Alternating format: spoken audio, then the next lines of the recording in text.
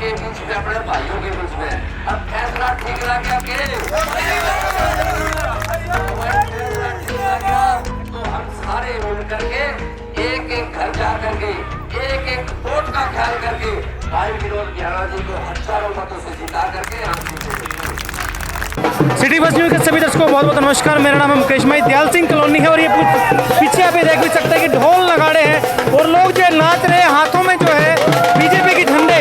और इस पूरे इस भव्य स्वागत के बीच जो है बीच में नरेश यादव पहुंचे और साथ में जो है विनोद बिहाना का जो यहाँ पर एक बड़ा ही जो जबरदस्त स्वागत जो यहाँ किया गया है लोगों के द्वारा। और बाइक के झंडों, बाइक के काफिले के साथ जो है लगातार एक जबरदस्त स्वागत जो हुआ है। दरअसल क्या एक बड़ी जो जनसभा है उसका यहाँ पर आयोजन किया गया है और 5 अक्टूबर को होने वाले चुनाव के मद्देनजर भारतीय जनता पार्टी के हांसी विधानसभा के जो प्रत्याशी हैं विनोद बिहाना, वो यहाँ वोटों की अपील करने के लिए पहुंचे।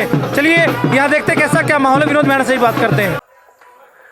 और क्यों था उसका कारण बता देता हूँ मैं, क्योंकि मेरा नेता राजकुमार सैनी ने बिना शर्त कांग्रेस को समर्थन कर रखा था और उसका भाई फोन आ गया कि भाई कोई सुनता कोई पूछे नहीं था, हमें अपनी जगह पे रहो। अब मैं आया आपके बीच में, अपने भाइयों के बीच में। अब फैसला ठीक लग गया फैसला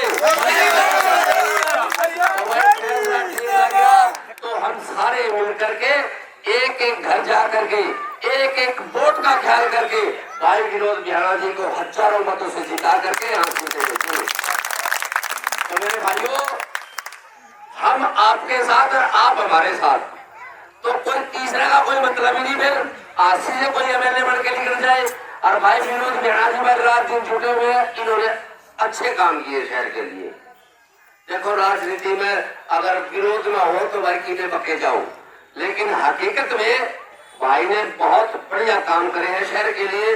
क्योंकि शहर में जब जीटी रोड पे जाते हो तो देखो आप कितने बढ़िया सुंदर सुंदर जो है ना आपके चौक बने हुए हैं, कितने बढ़िया पार्क बने हुए हैं। और भाई सबसे जो बड़ी बात जो है इस बीजेपी पार्टी की, सबसे बड़ी पार्टी ये है कि बिना खर्ची और बिना पर्ची के बच्चे नौकरी लगने लग रहे हैं। भाई अगर कोई गलती होगी तो सिर्फ पैसे वालों के और एक परिवार के बच्चे नौकरी लगेंगे। इस बात को गांठ मार लियो भाई, सिर्फ और सिर्फ लोग तक के लगेंगे और कहीं किसी का बच्चा नौकरी नहीं लगेगा। मेरे वार्ड में इन 10 सालों में लगभग 18 बच्चे बिना पैसे के नौकरी लगे भाई। और मैं भाई विनोद बिहाना जी के साथ ढाणी कोतप्पर में गया हुआ था, इतनी आत्मा प्रसन्न हुई। गांव वाले बोले हमारे गांव में 84 बच्चे, एक गांव में 84 बच्चे बिना पैसे, बिना पर्ची और बिना खर्ची के 84 बच्चे के गांव से लग सकते हैं।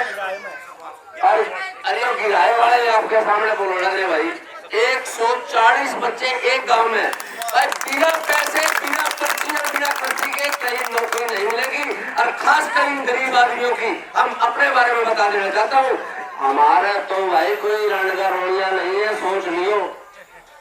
अगर आपकी सरकार है तो बीजेपी सरकार है, नहीं आपको कोई नहीं पूछेगा। आज तो आपके लिए सब कुछ करने के लिए तैयार है, कल आपको कोई पूछेगा नहीं।